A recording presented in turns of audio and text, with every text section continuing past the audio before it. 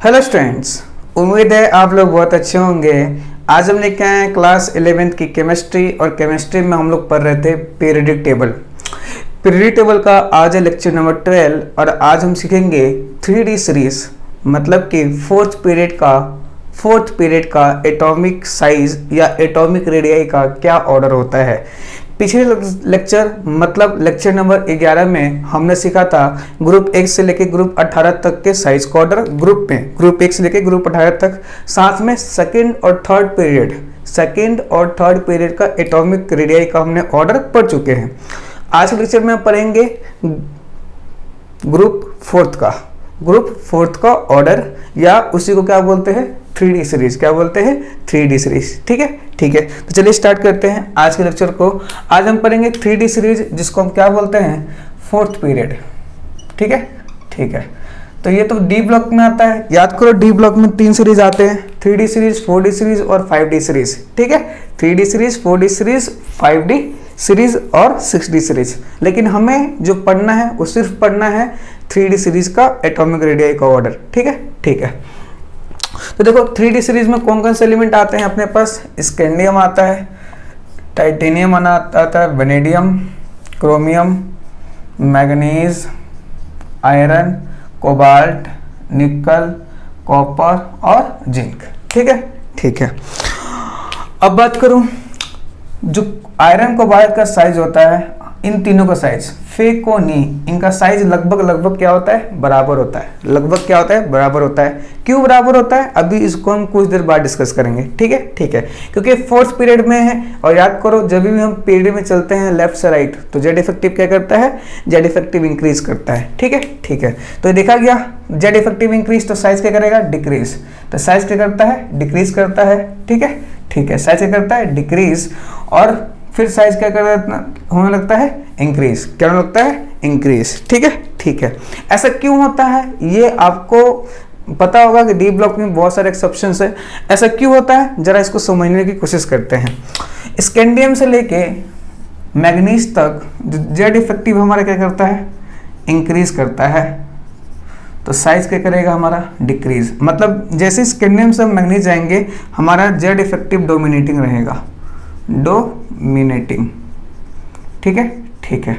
अच्छा, जो हम ये ऑर्डर की बात कर रहे हैं, ये हमारा कोवलेंट है, कोवलेंट रेडियस की बात कर रहे हैं। क्योंकि आपको पता है, जो डी ब्लॉक है, डी ब्लॉक में जो एलिमेंट्स होते हैं, डी ब्लॉक के सारे एलिमेंट्स कैसे होते हैं, मेटल। तो मेटल के लिए हम कोवलेंट रेडियस में निकाल सकते हैं और मेटालिक रेडियस में निकाल सकते हैं। फिलहाल अभी हम बात कर रहे हैं कोवलेंट रेडियस पे। ठीक है। इसके बाद हम बात करेंगे इसके मेटालिक रेडियस पे भी बात करेंगे, मेटालिक रेडियस। ठीक है। इसको भी अभी चर्चा में लेंगे अभी थोड़ी देर बाद। ठीक है। सबसे पहले कोवलेंट रेडियस पे बात कर रहे हैं। जैसे जैसे हम स्कैंडियम से मैग्नीज तक जाते हैं, जेड इफेक्टिव इंक्रीज करता है, साइज क्या करता है, डिक्रीज। क्या करता है, डिक्रीज। ठीक है। मतलब यहाँ से यहाँ जाने पे जेड इफेक्टिव क्या होता है, डोमिनेटिंग। जैसे ही फेकोनी में वहाँ से यहाँ आते हैं, क्या होता है, जेड इफेक्टिव बराबर सिग्मा। जो जेड इफेक्टिव होता है वो स्क्रीनिंग कांस्टेंट या शील्डिंग इफेक्ट, याद है ना, सिग्मा क्या था, स्क्रीनिंग कांस्टेंट या शील्डिंग कांस्टेंट बोलते थे। तो जेड इफेक्टिव बराबर होता है सिग्मा के। लेकिन जैसे ही इस केस में आते हैं, यहाँ पर जेड इफेक्टिव क्या होता है, कम हो जाता है, और साइज क्या हो जाता है, इंक्रीज कर जाता है। मतलब सिग्मा क्या होता है, डोमिनेटिंग। क्या होता है, डोमिनेटिंग। सिग्मा क्या होता है, डोमिनेटिंग। ठीक है। आया समझ में, आया। ऐसा क्यों होता है, जरा से समझते हैं। स्कैंडियम का जो एटॉमिक नंबर होता है वो कितना होता है, 21। कितना होता है, 21। पता ही होगा आपको। अब 21 से पहले जो 20 इलेक्ट्रॉन होंगे, वो 20 इलेक्ट्रॉन किस में भरे होंगे, हमने याद करो।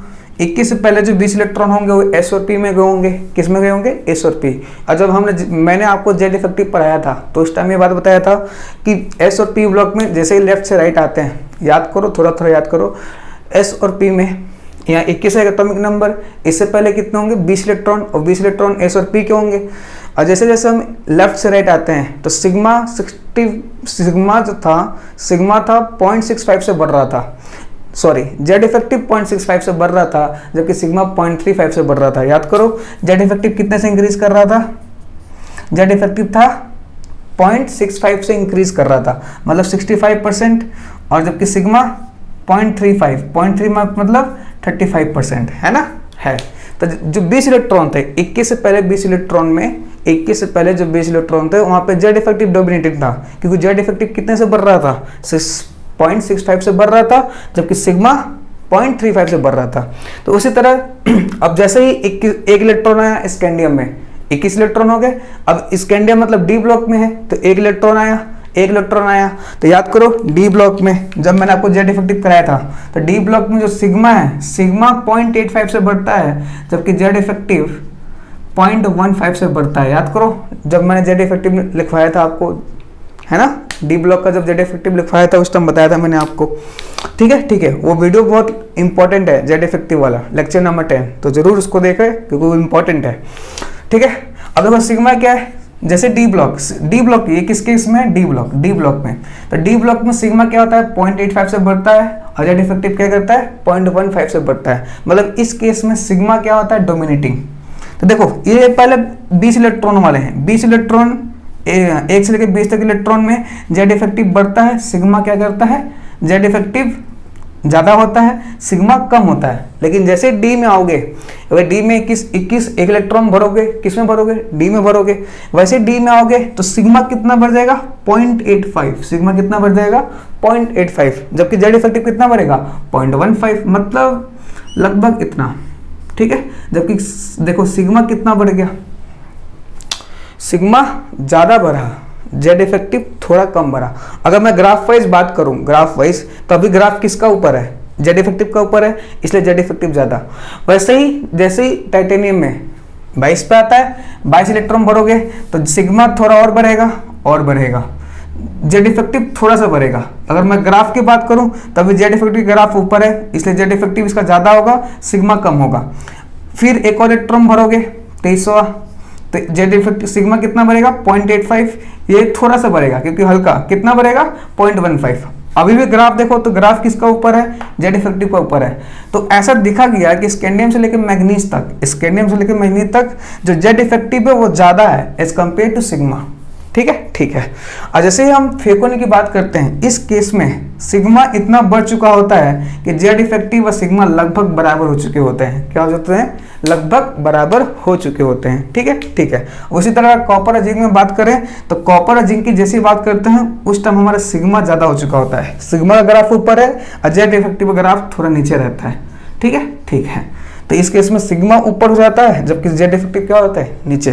तो सिग्मा ऊपर मतलब सिग्मा डोमिनेटिंग करेगा, अगर सिग्मा डोमिनेटिंग करेगा मतलब जेड इफेक्टिव कम हो गया। जेड इफेक्टिव क्या हो गया, ग्राफ देखो ये नीचे हो गया, ऊपर हो गया, जेड इफेक्टिव कम तो साइज क्या कर जाएगा, इंक्रीज। बात समझ में आ रही है? ठीक है। कोई दिक्कत इसमें? अरे बोलो, कोई दिक्कत नहीं। जेड इफेक्टिव वाला आपको पता होना चाहिए, जो लेक्चर में करा रखा हूँ लेक्चर नंबर 10 वो आपको आना चाहिए। ठीक है। तो स्कैंडियम से लेके मैग्नीज तक जेड इफेक्टिव इंक्रीज करता है, साइज डिक्रीज करेगा। मैंने आपको समझा दिया वैल्यू को वाइज और एक ग्राफ बना के।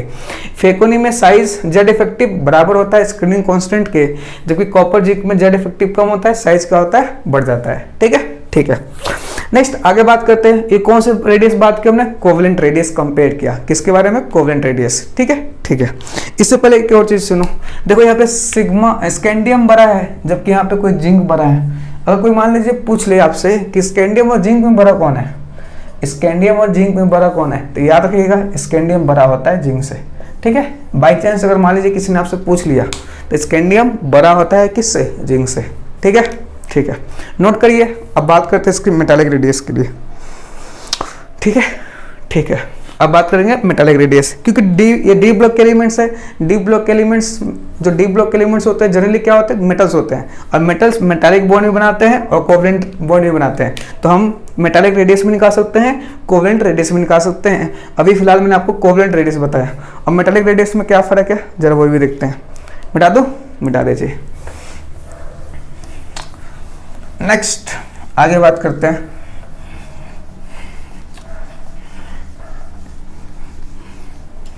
आगे क्या बात करते हैं, वही स्कैंडियम। अब बात कर रहे हैं मेटालिक रेडियस। ठीक है। Scandium, titanium, vanadium, chromium, manganese, iron, cobalt, निकल, कॉपर और ये जिंक। ठीक है। अब इसमें क्या होता है, लेफ्ट से राइट जाते हैं, लेफ्ट से राइट जाते हैं अपना, वही फ्रीक्वेंसी का साइज सेम ही होता है, लगभग साइज क्या रहता है, सेम। ये लेफ्ट से राइट जाएगा, Z effective increase, size decrease, ठीक है, और इनका साइज इंक्रीज। यहाँ पे एक एक्सेप्शन याद रखना है, यहाँ पे क्या एक्सेप्शन याद रखना है, मन बड़ा हो जाता है, मन बड़ा हो जाता है, ठीक है। मन मतलब मैग्नीज अपने आस पड़ोस वाले से क्या हो जाता है, बड़ा हो जाता है, ठीक है। तो याद करो कोवलेंट रेडियस में ये चीज नहीं था, जबकि मेटालिक रेडियस में ये देखा गया कि जो मन होता है मैग्नीज अपने आस पड़ोस वाले से क्या हो जाता है, बड़ा हो जाता है। क्यों बड़ा हो जाता है, ड्यू टू, इसका रीजन क्या है, ड्यू टू वीक मेटालिक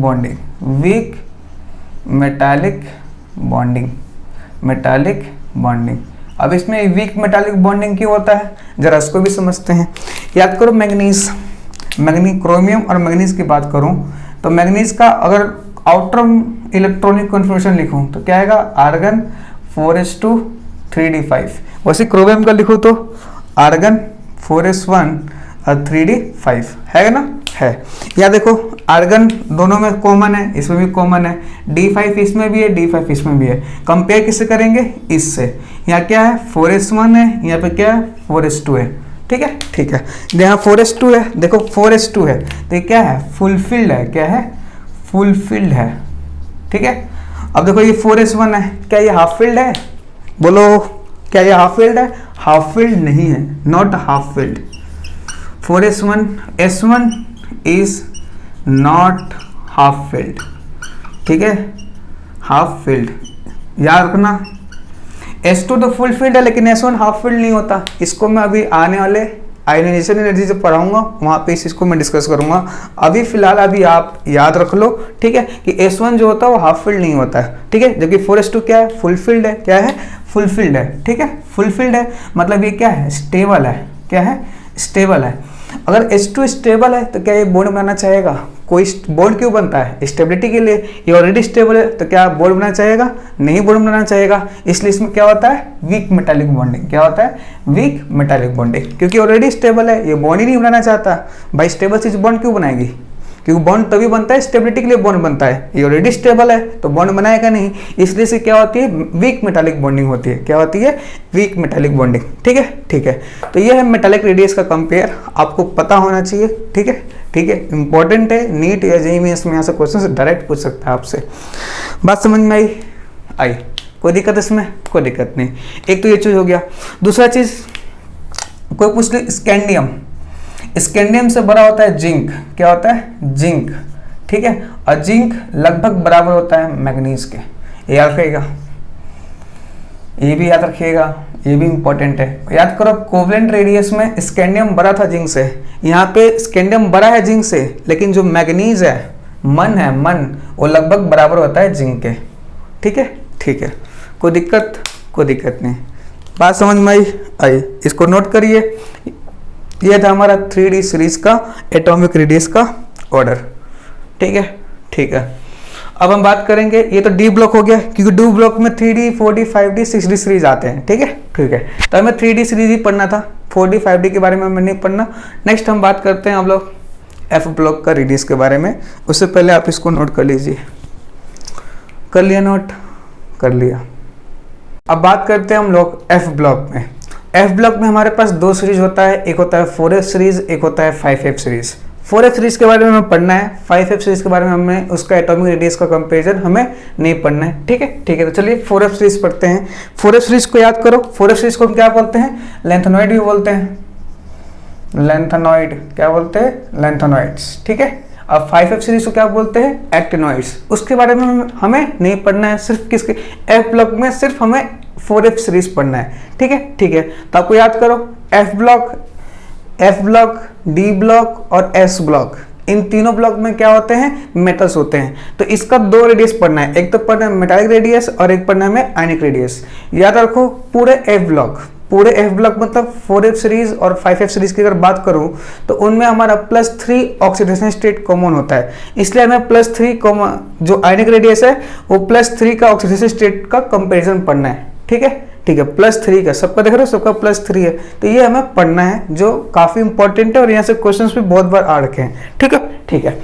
तो 4f सीरीज में सबसे पहले बात करते हैं मेटालिक रेडियस के बारे में। किसके बारे में? मेटालिक रेडियस के बारे में। ठीक है, ठीक है। तो ट्रेंड वही रहेगा, देखो, क्योंकि 4f सीरीज है। 4f सीरीज क्या बोलते हैं? लेंथेनॉइड। ठीक है, ठीक है। और एक बात और याद करो, 4f की क्या होती है? Poor shielding. क्या होती है? f क्या होती है? Poor shielding. क्या होती है? Poor shielding. याद करो, मैं बता रखा हूँ पहले के लेक्चर में बता रखा हूँ। तो जैसे ही लेफ्ट से राइट जाओगे तो 4f में इलेक्ट्रॉन भरोगे। अरे लेफ्ट से राइट जा रहे हो तो 4f में इलेक्ट्रॉन भरोगे ना, तो 4f में इलेक्ट्रॉन भरोगे तो मतलब 4f में इलेक्ट्रॉन इंक्रीज करेगा। अब क्योंकि 4f की पुअर शील्डिंग होती है तो सिग्मा क्या करेगा? डिक्रीज करेगा। क्या करेगा? डिक्रीज। 4f में इलेक्ट्रॉन भर रहे हो, क्योंकि f की पुअर शील्डिंग होती है तो सिग्मा डिक्रीज करेगा। अगर सिग्मा डिक्रीज करेगा तो जेड इफेक्टिव क्या कर देगा? इंक्रीज। जेड इफेक्टिव इंक्रीज तो साइज क्या कर देगा? डिक्रीज। क्या कर देगा? डिक्रीज। ठीक है, ठीक है। क्यों? इसको क्या बोलते हैं? Lanthanoid contraction. याद करो, ड्यू टू लेंथेनॉइड कॉन्ट्रैक्शन। ठीक है, ठीक है। आ रहा समझ में? आ रहा है। तो जैसे लेफ्ट से राइट जाएंगे जेड इफेक्टिव क्या करता है? कम होता है। और लेफ्ट से राइट जाने पे जेड इफेक्टिव बढ़ता है तो साइज क्या करेगा? कम रहेगा। तो इसका ऑर्डर की बात करूं तो ये इसका ऑर्डर होता है। ठीक है, ठीक है। आया समझ में? आया। ठीक है, ठीक है। लेकिन यहाँ पे एक एक्सेप्शन रहता है, याद रखिएगा। जो यूरोपियम होता है, यूरोपियम EU, ये सबसे बड़ा होता है, सबसे बड़ा, largest size in 4f series. ये 4f सीरीज में सबसे बड़ा यूरोपियम होता है। ठीक है, EU। बात समझ में आ रही है? आ रही है। ये आप याद रखना। ठीक है, ठीक है। उसी तरह अगर मैं बात करूं आयनिक रेडियस +3 ऑक्सीडेशन स्टेट में, तो इसमें कोई एक्सेप्शन नहीं होता। लेफ्ट से राइट जाने पे इनका साइज करता है डिक्रीज, मतलब सबसे बड़ा ये होता है। इसमें कोई एक्सेप्शन नहीं होता है। ठीक है, ठीक है। आया समझ में भाई? आया। तो इसको नोट कर लीजिए, इसमें नो एक्सेप्शन। ठीक है। अभी यहाँ पे ये भी सवाल आता है कि U का साइज क्या लार्जेस्ट साइज क्यों होता है? याद करो 3D सीरीज में Mn का था। क्या था? Mn का था, है ना? Mn का था। यहाँ क्यों होता है? क्योंकि due to weak metallic bonding. वहाँ Mn का रीजन क्या था? Mn अपने आसपास वाले से बड़ा होता है। क्यों होता है बड़ा? क्यों होता है? क्योंकि उसमें वीक मेटालिक बॉन्डिंग होता है। इसका भी रीजन सेम टू सेम है, due to weak metallic bonding. ठीक है, वीक मेटालिक बॉन्डिंग। तो याद रखिएगा, इसका क्या होता है? वीक मेटालिक बॉन्डिंग होने की वजह से EU यूरोपियम बोलते हैं इसको, इसका साइज 4f सीरीज में सबसे बड़ा होता है। ठीक है, ठीक है। आया समझ में? उसी तरह +3 ऑक्सीजन स्टेट में कोई एक्सेप्शन नहीं है। लेफ्ट से राइट जाओगे जेड इफेक्टिव बढ़ेगा तो साइज क्या होगा? कम होगा। बात समझ में आई? चलिए आज के लेक्चर को यहीं समाप्त करते हैं। आई होप आपको वीडियो पसंद आया होगा। वीडियो पसंद आए तो लाइक करें, शेयर करें, सब्सक्राइब करें। Thank you. मिलते हैं नेक्स्ट लेक्चर में।